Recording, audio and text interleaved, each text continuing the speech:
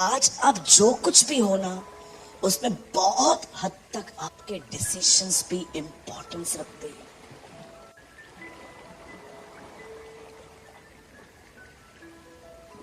Uncle Dinakaran 10 minute भी waste नहीं करते थे। आपको कभी समय मिलता है, उनके बुक्स पढ़िए, read about uncle Dinakaran. 10 minute भी अगर उन्हें मिलते थे ना, वो घुटनों पे जाके दुआ कर लेते थे। कहाँ है वो जनरेशन, वो पीढ़ी कहाँ है जो इन संतों को फॉलो करे? न कि सिर्फ बस स्टेज पे किसी की मिनिस्ट्री देखकर मुझे उसकी तरह बनना है। नो, कभी कभी अगर मैं कोई बुक पढ़ता हूं ना, मैं देखता हूं ना कि इस परमेश्वर के दास को प्रभु ने उसको बनाया, उसको यूज किया ऐसा। आप बिलीव करो, मैं कभी भी वो स्थान अपने जीवन से कभी नहीं जोड़ता हूं, क्योंकि मुझे पता है परमेश्वर हर एक को अपनी तरह से। ब्रदर, क्या आपने इस बात को नोटिस किया?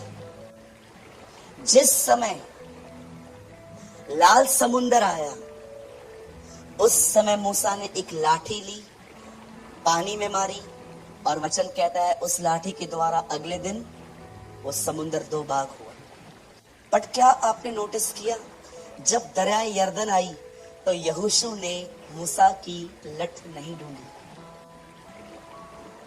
वो वाचा का संदूक लेके आगे चला। क्यों उसने लाठी नहीं ढूंढी? क्यों उसने संदूक लिया? वो जानता था परमेश्वर हर जनरेशन में अपने तरीकों से काम करता है। He never seek a rod. उसने लाठी नहीं ढूंढी।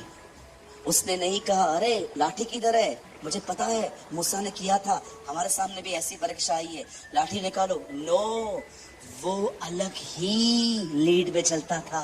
आपने देखा मूसा और यहोशू एक साथ मंदिर में जाते थे, मिलाप वाले तंबू में रहते थे। कई बार लिखा है मूसा बाहर आ गया पर यहोशू अंदर ही रहता था। क्या करता था ब्रदर? उसकी आत्मा से पीता था, वो पीता रहता था अंदर को। उसे अगर यहोशू बाहर आता और आप उससे पूछे ना, सर आप क्या कर रहे हो अंदर? कुछ भी नहीं, मुझे उसके साथ रहना अच्छा लगता है, मुझे आज भी याद है अंकल दिनकरन के ऑफिस में बार बार एक लड़की आके बैठ जाती थी, उनकी बेटी की उम्र की थी, वो आती थी। और एक बार अंकल दिनकरन ने कहा, आप बार बार यहाँ पर आके क्यों बैठते हो? उसने कहा, ब्रदर आपके ऑफिस में जो पीस है ना, वो मुझे पता है। और अंकल दिनकरन ने कहा, it is the presence of Jesus, यह उसकी हुजूरी है। There is a peace and joy in the presence of the Lord. किधर हो आप लोग? सारा दिन ट्रैफिक, अरे निकलो। खुदा ने तुम्हें काम के लिए नहीं, उसकी उपस्थिति में विश्राम के लिए बुलाया है। आप समझ रहे हो?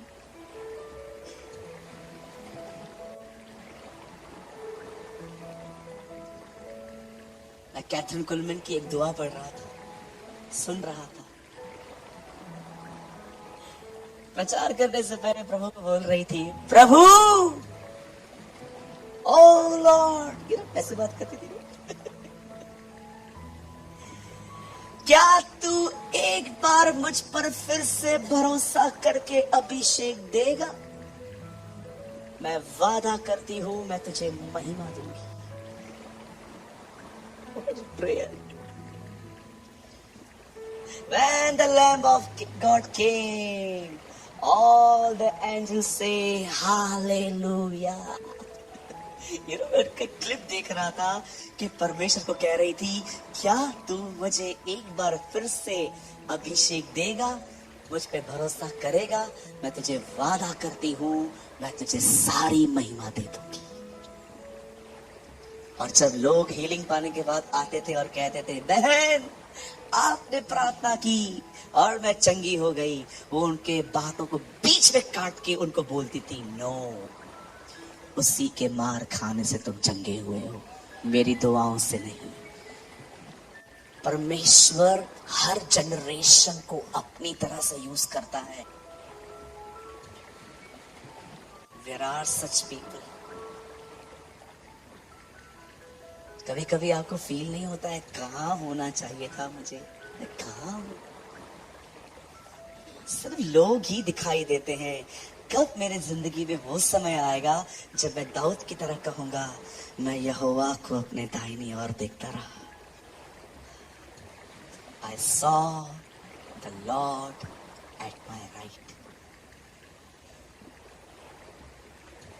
बोलो यीशु मसीह की। राइट फीडिंग दो, कहो अपने पास वाले को राइट फीडिंग। क्या कहेंगे इसे हिंदी में? अच्छा खाना खाओ, अपने आप को वचन दो, खुद ब खुद नहीं होगा। अपने बदन का इनकार करके आगे। आपको पता है हमारे बीच में ऐसे लोग बैठे हैं आज जिन्होंने 1 महीने से भी बाइबल नहीं पढ़ी। मीटिंग के बाद मिलो, मैं तुमको बताऊंगा तुमको। तुमने 1 महीने से बाइबल नहीं पढ़ी है। बहनों में से भी कुछ लोग हैं, मैं अपनी आत्मा में आपको देख पा रहा हूं कि आप वो कौन है। 1 महीना 2 महीने से आपने बाइबल नहीं पढ़ी। मैं आपके नाम बता सकता हूं।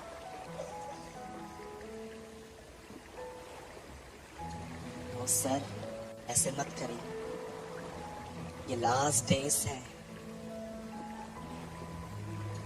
आपको पता है हमारी बाइबल कितनी मिसयूज हो रही है। क्या क्या हम पढ़ रहे हैं इन दिनों में, क्या क्या देख रहे हैं हम। आप देखो कितना गे लेस्बियन ये कल्चर कितना ग्रो कर रहा है। ये अंतिम दिन है। इन लोगों से पूछोगे ना तो ऐसे ऐसे हवाले देते हैं ये लोग कि हमने बाइबल में ये पढ़ा है। पूरी रॉन्ग मिस इंटरप्रिटेशन। कहिए अपने पास वाले से, हमें अपने आप को सही खाना खिलाना है। मैं यीशु के नाम से कहता हूं, इस चीज को रिसीव करो, अब ग्रहण करो, ये मेरे लिए है। अब हर दिन अपने आप को वचन दो, दुआ में समय दो, उसकी आराधना करो, उपवास में रहो।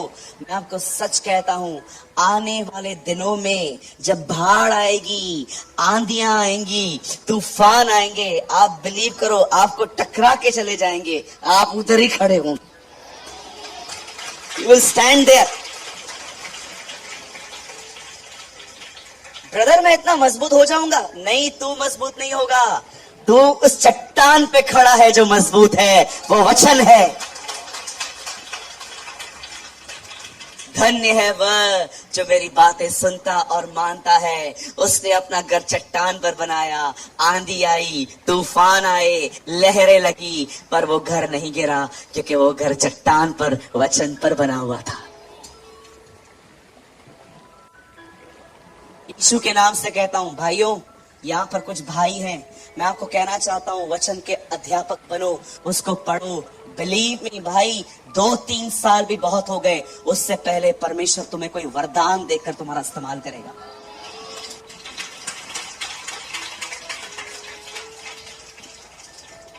मेरी बहनों, भूल जाओ तुमको किसने क्या कुछ बोला। स्टडी करो। बहुत टाइम वेस्ट हो गया आप में से कुछ बहनों का, बहुत समय बर्बाद हो गया है आपका गॉसिप्स करने में, चुगलियां मारने में, यहाँ की बातें वहां करने में। नाउ आप सीरियस बनो। निकलता जाएगा टाइम, निकलता जाएगा, निकलता जाएगा, निकलता जाएगा। बाल कब सफेद होंगे पता भी नहीं चलेगा। अरे कैसे बचपन गुजरा पता भी नहीं चला। जवानी कैसे बीत जाएगी पता भी नहीं चलेगा।